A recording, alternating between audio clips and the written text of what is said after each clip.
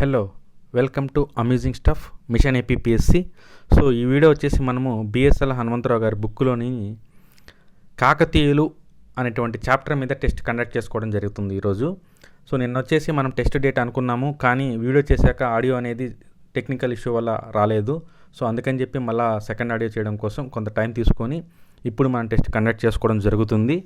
So మీరందరూ కూడా కాకతీయులు టెస్ట్స్ అనేది ఇప్పటికే దానికి సంబంధించినటువంటి డేట్ని మరియు వీడియో నంబర్స్ని అన్నిటినీ కూడా మనము 4 రోజుల కిందటే ప్రకటించి ఉన్నాం కాబట్టి తరోగా ప్రిపేర్ అయి ఉంటారని చెప్పి మేము భావిస్తున్నాము.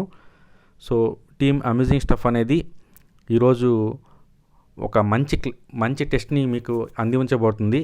టోటల్ 50 క్వశ్చన్లు ఉంటాయండి. యాజ్ యూజువల్గా మనకి 1/3 వచ్చేసి నెగిటివ్ మార్క్స్ ఉంటాయి. సో 10 సెకండ్స్ తర్వాత మనం సెకండ్ క్వశ్చన్కి మూవ్ అవుతాము. అవసరం ఉంటే అక్కడ ఎక్స్ప్లెనేషన్ అనేది ఇవ్వాల్సి వస్తే ఇస్తాము. సో మార్క్స్ అనేటివి కామెంట్ రూపంలో తెలియచేయండి. All the very best. So first question, so ఎగ్జామినేషన్లో ఏ విధంగా అయితే కూర్చుంటున్నారో పేపర్ పెన్ తీసుకొని అదే సీరియస్నెస్తో కూర్చోండి. ద ఫస్ట్ క్వశ్చన్ వచ్చేసి కాకతీయుల గురించి మొదటగా ప్రస్తావన చేసినటువంటి తూర్పు చాళుక్యుల రాజైనటువంటి దానర్ణవుని శాసనం ఏది అని అడిగారండి. సో మనము ఆప్షన్స్ కల్చంబరు శాసనము, మలియంపూడి శాసనము, సాతలూరు శాసనము, మాగల్లు శాసనము. సో మనము తూర్పు చాళుక్యుల గురించి క్లాస్ చెప్పుకునే టైంలో రాష్ట్రకూట్లతో వాళ్ళకు ఉన్నటువంటి ఇష్యూస్ మధ్యలో రాష్ట్రకూట్ల సామంత అయినటువంటి ఒక రాజు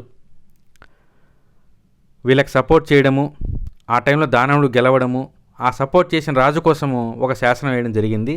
సో ఆ శాసనం పేరే మాగల్లు శాసనము. అయితే చాలా ప్రశ్నలు రూపొందించడం అనేది సంభవం కాదు కాబట్టి దీనికి నేను ఉప ప్రశ్నని మీకు ఇవ్వడం జరుగుతుంది. దాన్ని మీరు కామెంట్ రూపంలో తెలియజేయండి.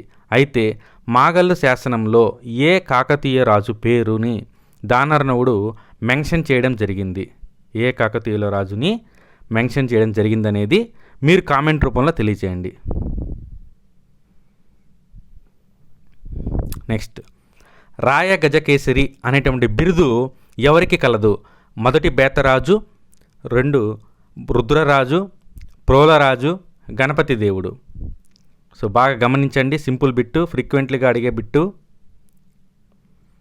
సో ఆన్సర్ వచ్చేసి గణపతి దేవుడు. గణపతి దేవుడినే రాయ గజకేసరి అని చెప్పి పిలుస్తారు. నెక్స్ట్, మోటుపల్లిలో వర్తకుల కోసము అభయ శాసనం వేయించింది ఎవరు? మొదటి బేతరాజు, రుద్రదేవుడు, మొదటి ప్రోలరాజు, గణపతి దేవుడు. సో ఆనాటి కాలంలో వాణిజ్యం అనేది విస్తృతంగా జరిగింది. దేశీయంగా విదేశీయంగా ట్రేడ్ అనేది చాలా బాగా జరిగిన క్రమంలో విదేశీ వర్తకులకు అభయ శాసనం అనేది వేయించినటువంటి రాజు ఎవరని చెప్పి ఇక్కడ అడుగుతున్నాడు. సో ఆన్సర్ వచ్చేసి గణపతి దేవుడు. సో మనకి గణపతి దేవుడే సుప్రసిద్ధ రాజు కాకతీయులలో. ఆయనే రాయగజకేసరి, ఆయనే అభయ శాసనం అనేది వేయించాడు మోటుపల్లిలో. సో నెక్స్ట్, ఫోర్త్ క్వశ్చన్, అభినవ దండి అనేటువంటి బిరుదు కలిగినటువంటి కవి ఎవరు? అభినవ దండి. ఆప్షన్స్ మారణ, మంచెన, తిక్కన, కేతన. సో అభినవ దండి మంచి సుప్రసిద్ధమైనటువంటి కవి పేరండి ఇది. సో ఆన్సర్ వచ్చేసి కేతన. సో కేతనాన్ని అభినవ దండి అని చెప్పి పిలుస్తారు. కాకతీయ శిల్పకళలో ప్రధాన ఆకర్షణ ఏది? కాకతీయ శిల్పకళలో ప్రధాన ఆకర్షణ ఏది? వాస్తు, శిల్పాలు, ధ్వని స్తంభాలు, తోరణాలు. సో ఈ బిట్టు ప్రీవియస్ బిట్ కూడా అండి, ఇది ప్రీవియస్ బిట్ ఇది. సో గమనించండి ఆప్షన్స్, సింపుల్ బిట్టు. సో వీరి యొక్క వాస్తు శిల్పకళలో ముఖ్యమైనది ఆ తోరణాలు, ఆ తోరణ స్తంభాలు ఏవైతే ఉన్నాయో అవి అత్యంత ప్రధాన ఆకర్షణగా ఉన్నాయి.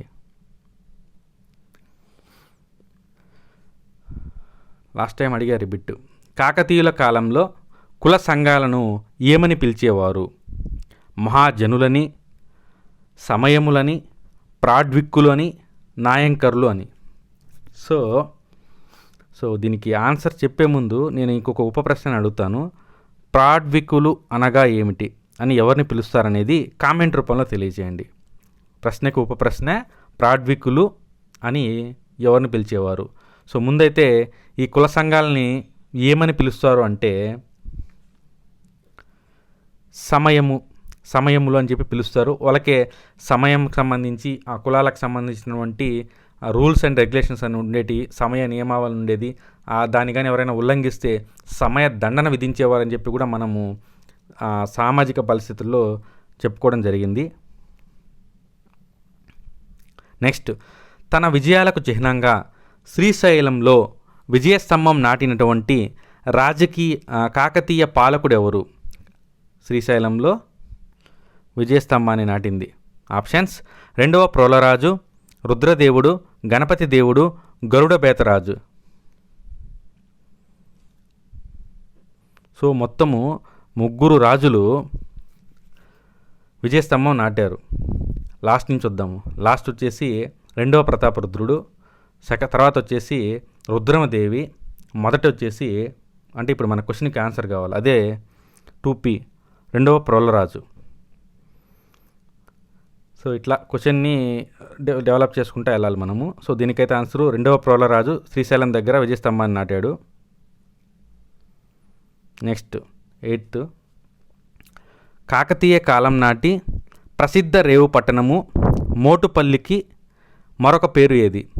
ప్రసిద్ధ పట్టణమైనటువంటి మోటుపల్లికి ఉన్నటువంటి ఇంకొక పేరు ఏంటి అని అడిగారు. ఆప్షన్స్: ఓరుగల్లు, రుద్రేశ్వరము, దేశీయ కొండ పట్టణము, చేబ్రోలు. సో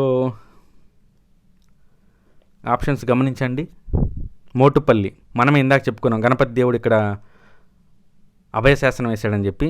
సో దీని ఆన్సర్ వచ్చేసి దేశీయ కొండపట్నము. చాలా చోట్ల కూడా ఇలానే మెన్షన్ చేయబడి ఉంది బుక్లో కూడా, దేశీయ కొండపట్నము. నెక్స్ట్, ఓరుగల్లు నగరవర్ధన ఏ గ్రంథంలో వివరించబడింది? అంటే ఆ ఓరుగల్లు యొక్క నగరాన్ని వర్ణించిన గ్రంథం ఏందని చెప్పి అడుగుతున్నారు ఇక్కడ. దీన్ని నేను క్లాసెస్లో చాలాసార్లు చెప్పాను, మెన్షన్ చేశాను కూడా. గీతరత్నావళి, క్రీడాభిరామము, వృషాధిప శతకము, సరేశ్వర శతకము. సో ఆ వీధుల్లో ఉన్నటువంటి మరో ఎన్నెన్నో సాంఘిక పరిస్థితుల గురించి వివరించినటువంటి అద్భుతమైన బుక్ అని కూడా చెప్పాను. ఆన్సర్ క్రీడాభిరామము. సో ఈ క్రీడాభిరామం యొక్క రచయిత ఎవరు? సరే, ఈ క్రీడాభిరామము యొక్క రచయితని మీరు కింద కామెంట్ రూపంలో తెలియచేయండి. ఇంకొక ప్రశ్న కూడా ఇక్కడి నుంచి ఉద్భవిస్తుంది. అయితే ఈ క్రీడాభిరామం అనేది వేరొక బుక్కి ట్రాన్స్లేషన్. ఆ బుక్ పేరు వచ్చేసి ప్రేమాభిరామము. అయితే ఆ ప్రేమాభిరామం యొక్క రచయిత నాకు కావాలి ఇప్పుడు. సో ఇక్కడ ఏం జరిగిందంటే, క్రీడాభిరామం రచయిత మీరు చెప్పాలి, ఆ బుక్కి మాతృ బుక్ అయినటువంటి ప్రేమాభిరామం యొక్క రచయిత కూడా మీరు చెప్పాలి. కామెంట్ రూపంలో తెలియజేయండి. నెక్స్ట్ 10th, తెలుగులో గణిత సార సంగ్రహంను రచించినది ఎవరు? ఆప్షన్స్: మల్లికార్జున పండితుడు, పావులూరి మల్లన్న, విద్యానాథుడు, వినుకొండ వల్లభామాత్యుడు. సో ఆప్షన్స్ గమనించండి. సో గణితానికి ఆ రోజుల్లో తెలుగులో అంత ప్రాముఖ్యతను కల్పించినటువంటి వ్యక్తిగా మనము పావులూరి మల్లన్నని మనము గుర్తుపెట్టుకుంటాము. సో ఈ పావులూరి మల్లన్నే మనకి తెలుగులో గణిత సార సంగ్రహము అనేటువంటి బుక్ని రచించడం జరిగింది. తెలుగు యొక్క స్థాయిని పెంచిన వ్యక్తిగా కూడా అతన్ని మనం తీసుకుంటాము. నెక్స్ట్, విద్యాభూషణ అన్న బిరుదు కలిగినటువంటి కాకతీయ రాజు ఎవరు? విద్యాభూషణ, విద్య గురించి మాట్లాడుతున్నాడు. ఆప్షన్స్: రుద్రదేవుడు, 2వ ప్రోలరాజు, 2వ ప్రతాపరుద్రుడు, గణపతి దేవుడు. సో విద్య పరంగా కాకతీయులలో ఆ స్థాయి రాజు ఎవరైనా ఉన్నారంటే అది నన్ అదర్ దెన్ రుద్రదేవుడు. ఎందుకంటే రుద్రదేవుడు నీతిసారం వంటి ఎన్నో రాజనీతికి సంబంధించిన బుక్స్ రాయడం జరిగింది. తటస్థంగా ఉన్నాడు విద్యాపరంగా, అంటే మోడర్న్ థాట్స్ కలిగినటువంటి వ్యక్తిగా కూడా మనము రుద్రదేవుడి యొక్క పాలనని మనం గమనించవచ్చు. నెక్స్ట్, కాకతీయుల నాణెములలో పెద్దదిగా గద్వానంను మనం కన్సిడర్ చేస్తే సో ఆ విధంగా దాన్ని ఏ లోహంతో ముద్రించారనేది ప్రశ్న. ఆప్షన్స్ వెండి, బంగారము, రాగి, ఇత్తడి. సో మనకి ఇది ఎప్పటి నుంచో వస్తుంది, గద్వానం అనేది బంగారంతో చేయబడింది అని. గద్వానము బంగారము.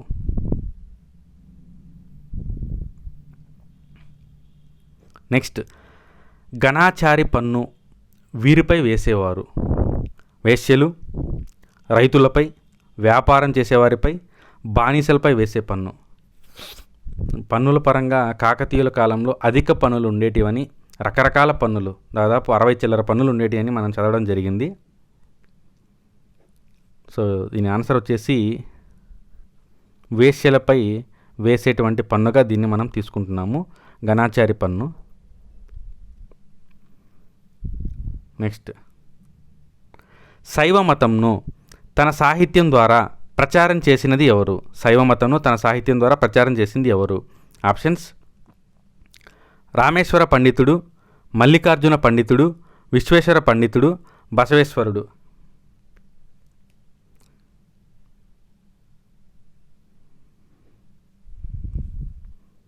సో మల్లికార్జున పండితుడు. మల్లికార్జున పండితుడు మనకి శైవ మతాన్ని తన సాహిత్యం ద్వారా ప్రచారం చేశాడు. నెక్స్ట్, గోలకీ మఠంను స్థాపించినది ఎవరు? ఆప్షన్స్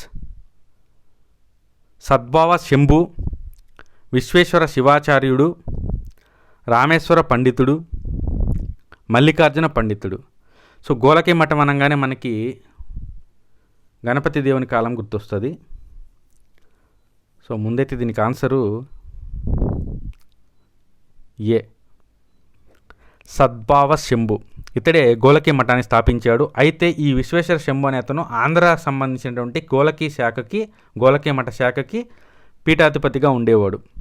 సో కొన్ని చోట్ల విశ్వేశ్వర శంభే గోలకీ మఠం స్థాపించినట్లుగా ఉంది, కానీ దీనికి ఆన్సర్ వచ్చేసి సద్భావ శంభు. ఈయన కేవలం ఆంధ్రానికి సంబంధించినటువంటి గోలకీ మఠ శాఖకు సంబంధించిన వ్యక్తి. నెక్స్ట్, జినేంద్ర కళ్యాణాభ్యుదయం అనే జైన గ్రంథాన్ని రచించినది ఎవరు? వృషభనాథుడు, విద్యానాథుడు, అప్పయాచార్యుడు, అధర్వణుడు. ఆన్సర్ జినేంద్ర కళ్యాణాభ్యుదయం. సో మనము ఇది చెప్పుకునే టైంలో 2 బుక్స్ జైనానికి సంబంధించి డిస్కస్ చేసుకున్నాము. అందులో ఈ బుక్ ఒకటి, జినేంద్ర కళ్యాణాభ్యుదయం అనేది. సో ఆన్సర్ వచ్చేసి అప్పయాచార్యుడు.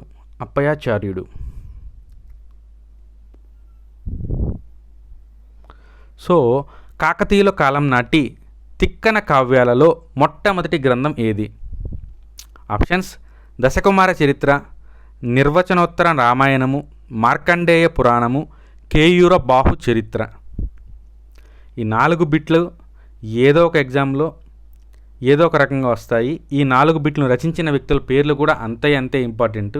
సో ఈడ ఆప్షను ఆన్సరు చూసి వదిలేయకుండా రిమైనింగ్ వాటిని కూడా ఒకసారి నెంబర్ వేసుకునే ప్రయత్నం చేయండి. సో దీనికి వచ్చేసి ఆన్సరు నిర్వచనోత్తర రామాయణము కాకతీయుల నాటి కాలంలో తిక్కన కావ్యాల మొట్టమొదటి గ్రంథంగా ప్రసిద్ధి చెందింది.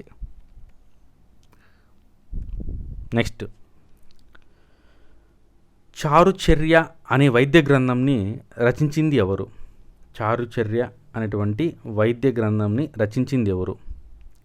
సో అప్పన్న మంత్రి, బి శివదేవయ్య, సి మంచెన పండితుడు, డి మూలగటిక కేతన. సో ఆప్షన్స్ గమనించండి. ఆన్సర్ వచ్చేసి ఏ, అప్పన్న మంత్రి. అయితే ఇతనికి ఇంకొక పేరు కూడా ఉంది, నేను ఇది క్లాస్లో కూడా మెన్షన్ చేశాను.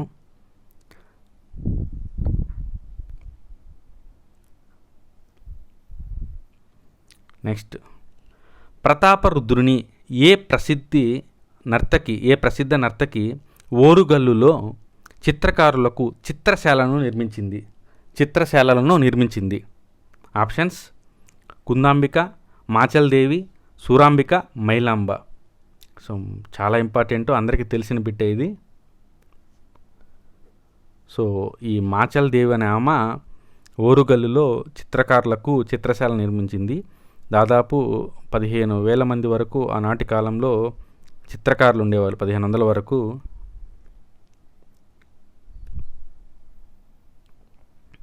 నెక్స్ట్, రుద్రదేవుని భార్య అన్నాలదేవి వేసినటువంటి శాసనం ఏంది? చాలా ఇంపార్టెంట్ బిట్ ఇది. ఆప్షన్స్: ద్రాక్షారామ శాసనము, ధర్మసాగర శాసనము, చేబ్రోలు శాసనము, హనుమకొండ శాసనము.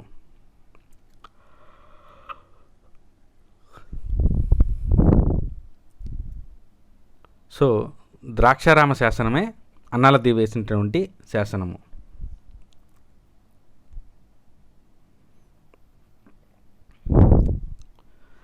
ప్రమేయ చర్చామృతం అనే శాస్త్రగ్రంథంను రచించింది ఎవరు?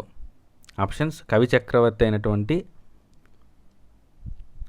Next B Viddanacharyudu, C Jayanayappacharyudu, D Baddena. So ప్రమేయ ఛామృతం అనేది విద్దనాచార్యుడు రచించినటువంటి బుక్. కేయూర బాహు చరిత్ర అనేటువంటి బుక్ రాసింది ఎవరు? మారణ, విద్దనాచార్యుడు, కేతన, మంచెన.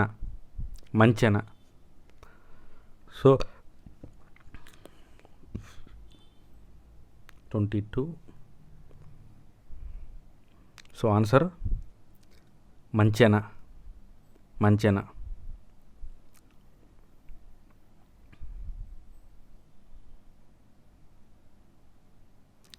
కేతన రచించినటువంటి మొట్టమొదటి ధర్మశాస్త్ర గ్రంథం ఏది? కేతన చాలా బుక్స్ రచించాడు, అందులో ధర్మశాస్త్రం ఏది? దశకుమార చరిత్ర, విజ్ఞానేశ్వరీయం, ఆంధ్ర భాషాభూషణం, కుమార సంభవం.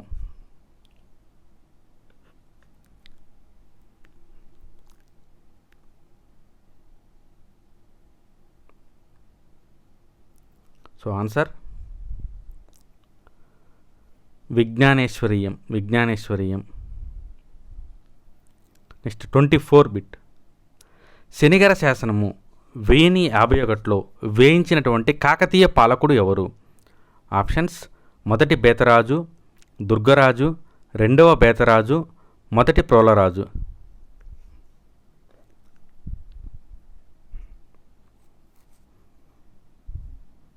ఆన్సర్ మొదటి బేతరాజు.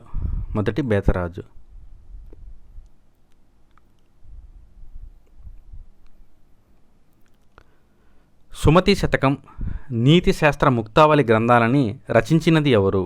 తిక్కన, మారణ, బద్దెన, ఎర్రన. ఆప్షన్స్ బాగా గమనించండి.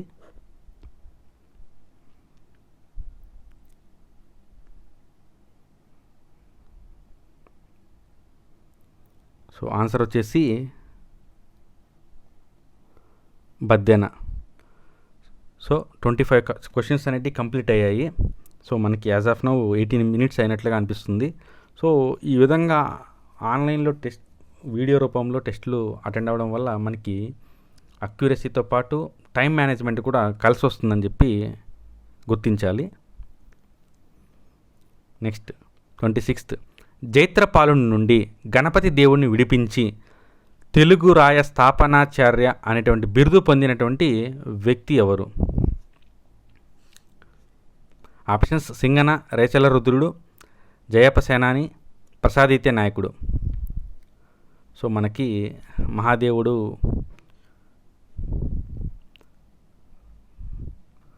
చనిపోయే టయానికి గణపతి దేవుడు బందీగా ఉండడము ఇవన్నీ కూడా జరుగుతాయి. ఆ టైంలో గణపతి దేవుని వచ్చి మళ్ళా సింహాసనం మీద కూర్చోబెట్టిన వ్యక్తిగా సింగనని గుర్తిస్తారు. అందుకే తెలుగు రాయ స్థాపనాచార్య అనేటువంటి బిరుదు సింగనకు ఉంది.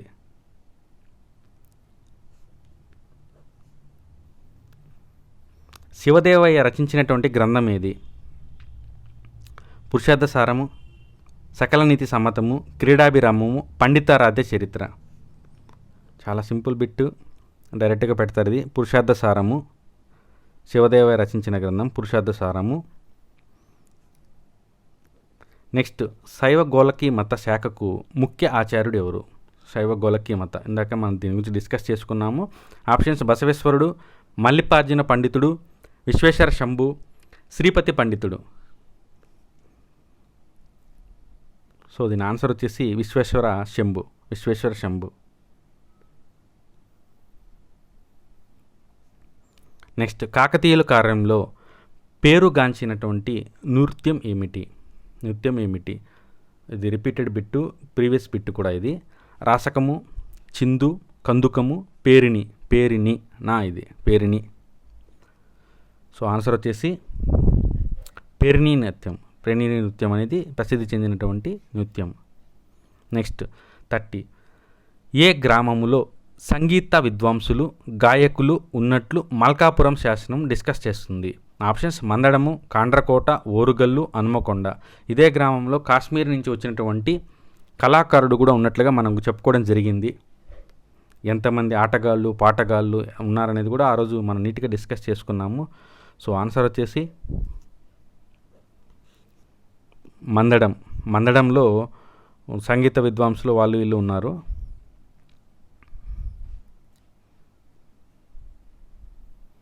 సో నెక్స్ట్ 31,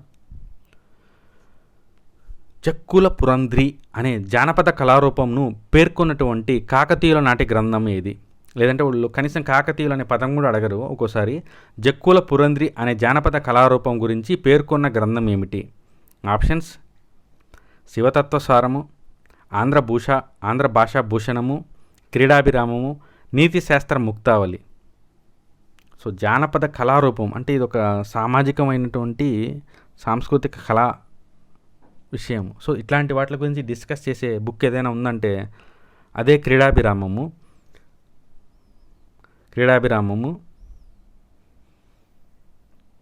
నెక్స్ట్, రుద్రదేవుని హనుమకొండ శాసనాన్ని రచించింది ఎవరు? చాలా important bit, number of times అడిగారు.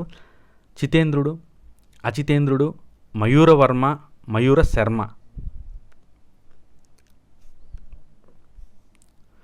సో ఆప్షన్ వచ్చేసి 2 అనేది మన ఆన్సర్ అండి. అచితేంద్రుడు రుద్రదేవుని హనుమకొండ శాసనం యొక్క రచయిత అతను. నెక్స్ట్, వీరశైవ మతమును మధ్యయుగ ఆంధ్రదేశంలో బహుముఖంగా వ్యాప్తిలోకి తెచ్చింది ఎవరు? అంటే వీర శైవ మతానికి సంబంధించి ఎవరు ఏంటి అనేది అడుగుతున్నాడు. పండితారాధ్యుడు, పాల్కురికి సోమనాథుడు, బసవేశ్వరుడు అనుకోండి. నెక్స్ట్ 4, కాలచూరు బిజ్జలుడు. సో దీనికి సంబంధించి పండితారాధ్యుడు వీరశైవ మతాన్ని ప్రాచుర్యంలోకి తీసుకొచ్చిన వ్యక్తి పండితారాధ్యుడు. కాకతీయుల కాలం నాటి చిత్రలేఖనమును ఎక్కడ ఉన్నాయి? ఆప్షన్స్: హనుమకొండ, మంతెన, నగునూరు, పిల్లల మర్రి.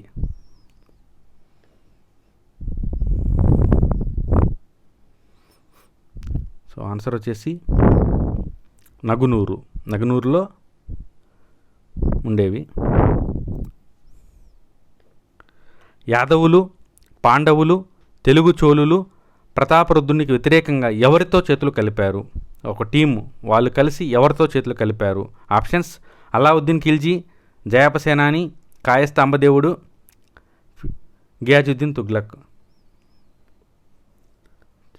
మనం ఆల్రెడీ డిస్కస్ చేసాము దీని గురించి క్లియర్గా ఆ రోజు ఒక క్లాస్లో. కాయస్థ అంబదేవునితో కలిసి వీళ్ళు ఒక జట్టు కట్టారు. కాకతీయుల కాలంలో మహాచీని వస్త్రాలు ఎక్కడి నుంచి దిగుమతి చేసుకునేవాళ్ళు? Persia, Greece, China, Simhalam.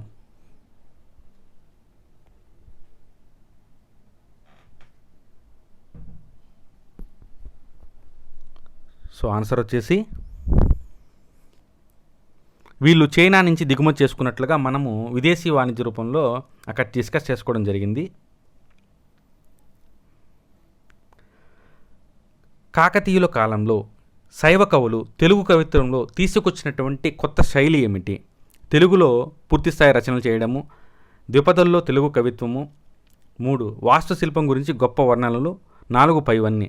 So ఈ బిట్ని మనం ఇక్కడ ఆన్సర్ చెప్పుకునే ముందు ఎందుకు అలాంటి శైలి తెచ్చారంటే శైవ బౌద్ధ జైన మతాలని మరిపించి భక్తుల జీవితాలలో ప్రజల జీవితాల్లో ధర్మశాస్త్రాన్ని బోధించేందుకు అవసరమైనటువంటి దేశీయ భాషా అభివృద్ధి పరచాలనే ఉద్దేశంతో వీళ్ళు రావడం జరిగింది. సో దీన్ని బేస్ చేసుకుని ఆన్సర్ చూస్తే ద్విపద తెలుగు కవిత్వం అనేటువంటి కొత్త శైలిని మన శైవ కవులు తీసుకురావడం జరిగింది. నెక్స్ట్ కుట్రపు పారు అనగా రాజుకు వ్యతిరేకంగా కుట్రలు పన్నేవారు, రాజు అంగరక్షకులు, సైనికులకు దుస్తులు కుట్టేవారు, సైనిక విద్యలు నేర్పేవారు. సో పేరు చూడడానికి ఏదో ఉన్నట్లుంది, కానీ దీని ఆన్సర్ వచ్చేసి దర్జీలు, టైలర్స్, సైనికులకు దుస్తులు కుట్టేవారు. దేనిని అనుసరించి కాకతీయ వంశస్థాపకుడుగా వెన్నాని గుర్తించవచ్చు? ఆప్షన్స్: కాజీపేట శాసనము, జునాగఢ్ శాసనము, బయ్యారం శిలాశాసనము, విజయవాడ శాసనము. అయితే కాకతీయ వంశస్థాపకుడికి సంబంధించి దానవుడి మాగల శాసనం ఒకలాగా చెప్తుంది, ఇక్కడున్న శాసనం ఇంకోలాగా చెప్తుంది. సో చూద్దాం ఏంటనేది. సో ఆన్సర్ వచ్చేసి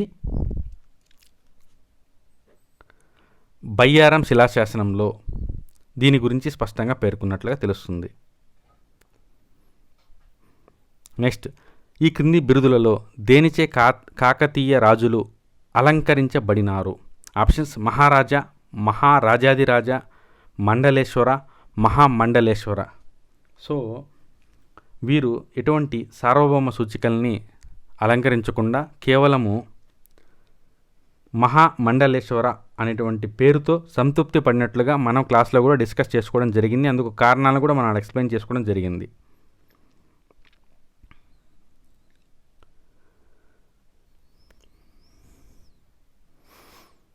సో మ్యాచింగ్ అండి, ఇక్కడి నుంచి కంప్లీట్ మ్యాచింగ్. ఎందుకంటే చాలా బిట్లు ఉన్నాయి కాకతీయులకు సంబంధించి. సామాజిక వ్యవస్థ రూపంలో కళలు, పన్నులు, బిరుదులు, రచయితలు, వారి రచించిన పుస్తకాలు అంతా కూడా మనము ఒక వీడియోలో చిన్న క్లాస్ రూపంలో పూర్తి చేయలేం. కాబట్టి దానికి సంబంధించి ఇలా మ్యాచింగ్ పెట్టుకోవడం జరిగింది. సో చూడండి ఒకసారి. ప్రతాపరుద్ర యశోభూషణము, ఈ పక్క గ్రంథం ఉంది, ఆ పక్క ముఖ్యాంశం ఉంది. చదువుకుంటే వెళ్తే సరిపోతుంది. సరే, ఫస్ట్ చూద్దాం ఏ బుక్ ఎందుకు అనేది. డైరెక్ట్గా ఆన్సర్కి వెళ్దామండి. లేదంటే మీరు చూడండి ఫస్ట్ ఈ పక్క ఆప్షన్స్, ఆ పక్క ఆప్షన్స్ చూడండి, ఏది దేంతో మ్యాచ్ అవుతుందో చూడండి.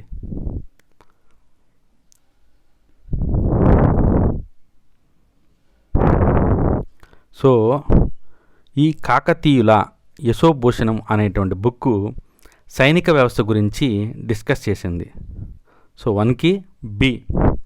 అయితే నీతిసారం అయితే మనం ఈజీగా చెప్పొచ్చు, కాకతీయ రుద్రుడు రచించాడు కాబట్టి. దీనికి answer 2A. So 1B 2A ఎక్కడైనా మ్యాచ్ అయిందే? ఈడ మ్యాచ్ కాలా, ఈడ మ్యాచ్ కాలా, ఈడ మ్యాచ్ కాలా. ఏదైనా మ్యాచ్ అయిందంటే అది సి. అయితే మిగతాది కూడా చూద్దాం. నృత్య రత్నావళి డి. శివయోగ సారం, ఇందూరు నాయకుల చరిత్ర. సో ఆ రకంగా సి అనేది మన ఆప్షన్ అయింది. సో మ్యాచింగ్లో 4 బిట్లు కలిసి వచ్చాయి చూడాలి. Next 42 bit. చెరువు, దాని నిర్మాణం చేపట్టింది ఎవరు? ఆప్షన్స్ బాగా గమనించండి. రామప్ప చెరువు, హనుమకొండ చెరువు, కేసముద్రం, పాకాల చెరువు. ఇటుపక్కన రుద్రదేవుడు, రెండవ బేతరాజు, రేచెల రుద్రుడు, జగదాల మమ్ముడి అని చెప్పి ఉన్నారు. సో ఒకసారి మనం చూద్దాం, లైట్గా వెళ్దాము, దాన్ని బట్టి మనకు ఒక ప్లానింగ్ వస్తుంది.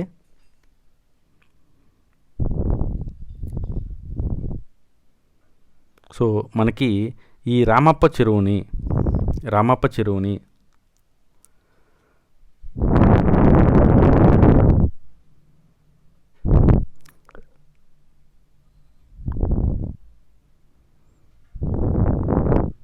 రేచెల్ల రుద్రుడు తవ్వించినట్లుగా మనం చూసాము. అంతేకాకుండా ఇతను టెంపుల్స్ కూడా చేశాడు. తర్వాత హన్మకొండ చెరువు. ఈ హనుమకొండ చెరువు రుద్రదేవుడు తవ్వించినట్లుగా తెలుస్తుంది. తర్వాత ఈ కే సముద్రం అనేది రెండో బేతరాజు చేశాడు. సో ఒకసారి కానీ మనము ఆ ఆప్షన్స్ని బట్టి కానీ వెళ్ళి చూస్తే 1 సి ఉంది, 2 ఏ ఉంది, 3 బి ఉంది. సో 2 అనేది మన ఆన్సర్ అవుతుంది. సో లాస్ట్ వచ్చేసి జగదాల మమ్మిడి అనేది పాకాల చెరువు. సో ఇది చెరువులకు సంబంధించింది. ఇది బిరుదులకు సంబంధించింది. ఒక పక్క రాజు, ఇంకో పక్క బిరుదు ఉంది. దుర్గరాజు, రెండవ ప్రోలరాజు, మొదటి ప్రోలరాజు, రుద్రదేవుడు. ఆప్షన్స్ విద్యాభూషణుడు, అరి గజకేసరి, మహామండలేశ్వర, త్రిభువన మల్ల.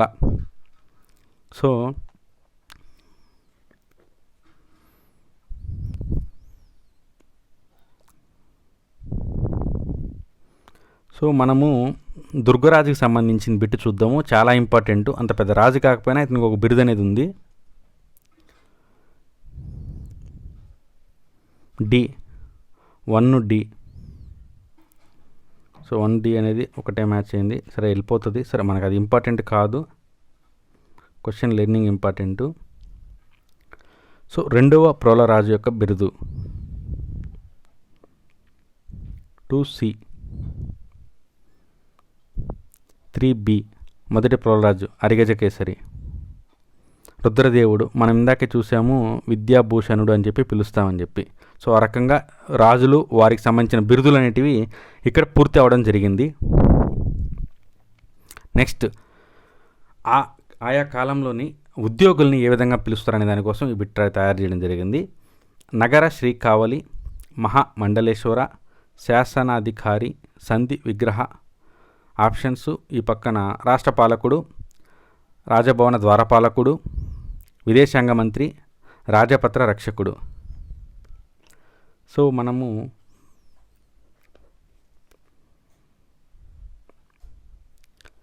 సంధి విగ్రహ అనేది మనం చాలాసార్లు వినున్నాము మన క్లాసెస్లో కూడా. సో ముందు దాన్ని కానీ ఏం చేస్తే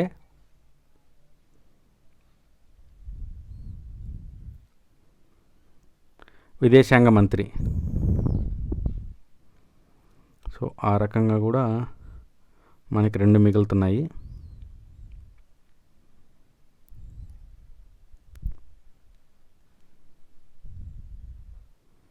నెక్స్ట్ మహామండలేశ్వర.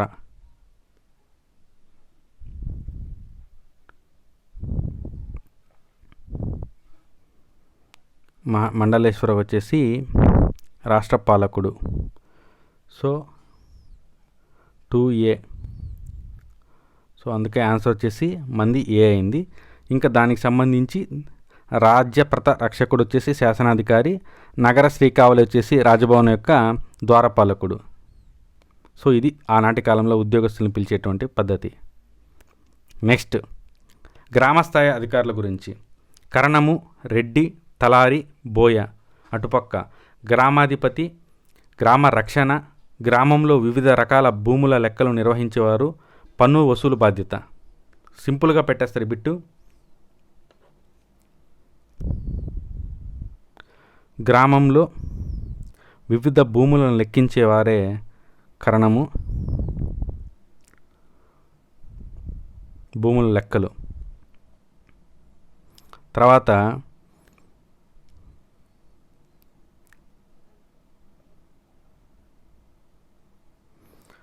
రెడ్డి పన్ను వసూలు బాధ్యత. దీనికి సంబంధించి పాతకాలంలో రెడ్డి లేదా పెద్దకాపు అని పెట్టి పిలిచేవాళ్ళు, అతనే పన్ను వసూలు చేసేవాళ్ళు. తర్వాతి తలారి అంటే గ్రామ రక్షణ. ఇంకా మిగిలింది బోయ. సో మన ఆన్సర్ వచ్చేసి బి అనేది ఆన్సరు. ఇవన్నీ కూడా నోట్ చేసేసుకోండి. ఒకటి దాంట్లో బిఎస్ఎల్ హనుమంతరావులో కవర్ కాకపోతే ఇక్కడ కవర్ అవుతాయి అనేది ఉద్దేశము.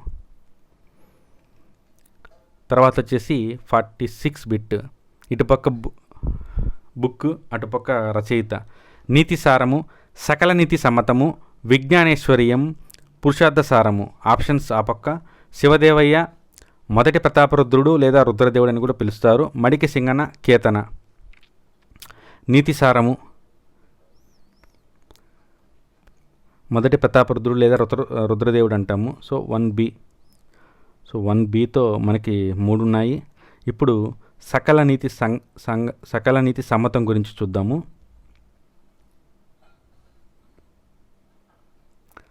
దీనికి మడికి సింగన. సో 2కి సి అనేది రావాలి. 2కి సి అనేది రావాలి. సో ఆన్సర్ అనేది డి అవుతుంది. కానీ మనకు అంతకన్నా ముందు పురుషార్థసారం అంటే శివదేవయ్య తెలుసు, విజ్ఞానేశ్వరం అంటే కేతన అని కూడా తెలుసు. So D. దీని తర్వాత ఇటుపక్క పరిశ్రమ, అటుపక్క ప్రసిద్ధి చెందినటువంటి ప్రాంతము. డమాస్కస్ కత్తులు, ఇనుప పరిశ్రమ, వజ్రాల గనులు, సీసం పరిశ్రమ. ఆప్షన్స్ ఆ పక్క. కారంపూడి, గోల్కొండ, గుత్తికొండ, నిర్మల్. సో డమాస్కస్ కత్తులు, నిర్మల్ అనేది ఎప్పటి నుంచో మనం చూస్తూనే ఉన్నాము.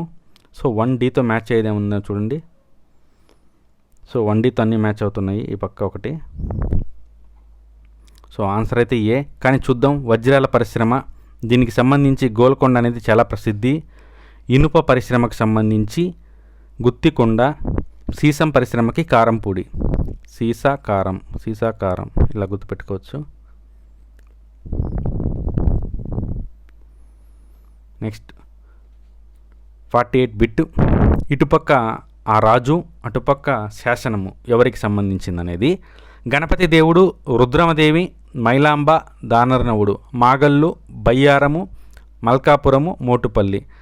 సో వీళ్ళ చరిత్ర ప్రారంభకుడు మాగల్లు శాసనము, ప్రారంభురాలు బయ్యారం శాసనము. ఆ రకంగా 3B4A ఏమన్నా ఉందని చూడాలి. 3B4A.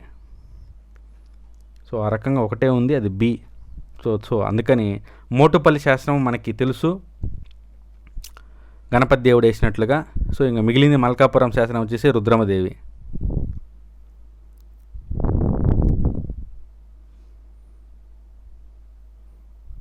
సో 49. ఈ క్రింది వాణిలో సరికానిది గుర్తించండి. కాకతీయుల కాలంలో రాజుకు భూమిపై సంపూర్ణ అధికారం కలదు. కాకతీయుల కాలంలో రాజుకు భూమిపై సంపూర్ణ అధికారం లేదు. భూమిని ఖాళీగా పెట్టినా కూడా పన్నులు వసూలు చేసేవారు. అచ్చుకట్టు భూములు అనగా వర్షాధారంపై పంటలు పండించే భూములు. సో ఈ 4 స్టేట్మెంట్లు ఉన్నాయి. అందులో ఒకటి మాత్రం ఖచ్చితంగా తప్పని మనం చెప్పొచ్చు. దానికి గల కారణము, కాకతీయుల కాలంలో రాజుకు భూమిపైన సంపూర్ణ అధికారం లేదు. ఎందుకంటే దాంట్లో భూమిని వాళ్ళు రాచపొలం అని చెప్పి తర్వాత ఇంకొక పొలంగా దాన్ని డివైడ్ చేశారు. సో అందుకని చెప్పి ఆన్సర్ వచ్చేసి ఏ. నెక్స్ట్, ఈ క్రింది వానిలో సరైనవేవి? వీరశైవ గురువులను జంగములు అని అంటారు. వీరశైవ మతం పుస్తకములను ఆగములు అని అంటారు. కాలాముఖ శాఖ స్థాపకుడు విశ్వేశ్వర శివాచార్యుడు. సో దీంట్లో ఆప్షన్స్ కానీ గమనిస్తే ఈ బిట్టి యొక్క ఆన్సరు బి. ఈ రెండే సత్యము. ఇది సత్యం కాదు, ఎందుకు అనేది కామెంట్ రూపంలో తెలియజేయాల్సిందిగా కోరుతున్నాము. సో 50 క్వశ్చన్స్ అనేటివి మనం కంప్లీట్ చేసుకోవడం జరిగింది. So count your scores with considering negative marks. So comment final your marks. Competition అనేది తెలుస్తుంది. సో ఈ విధంగా మనకి కాకతీయులు అనేటువంటి అంశం ఈరోజు సమాప్తమైంది. సో నెక్స్ట్ మనకి రెడ్డి రాజుల ఎపిసోడ్ అనేది స్టార్ట్ అవుతుంది. కానీ ఈ టెస్ట్ తర్వాత మీకు ఎక్కడెక్కడైతే ల్యాగింగ్స్ ఉన్నాయో వాటిని రేపంతా కూడా రివిజన్ చేయండి. రేపు ఎల్లుండి కూడా చేయండి. తర్వాత మనం రెడ్డి రాజుల క్లాసు ఫ్లోలో వెళ్ళిపోదాము. కంటిన్యూస్ క్లాసెస్ రెడ్డి రాజులు పెట్టుకుని దానికి కూడా ఎగ్జామ్ పెట్టేసుకుని next as early as possible Vijayanagara సామ్రాజ్యాన్ని ప్రారంభించుకుంటాము.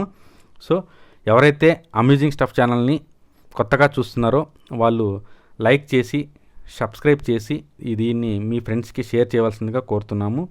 సో రిమైనింగ్ క్లాసెస్ గురించి మీకు మిగతా టైంలో అప్డేట్ ఇస్తాము. Thank you.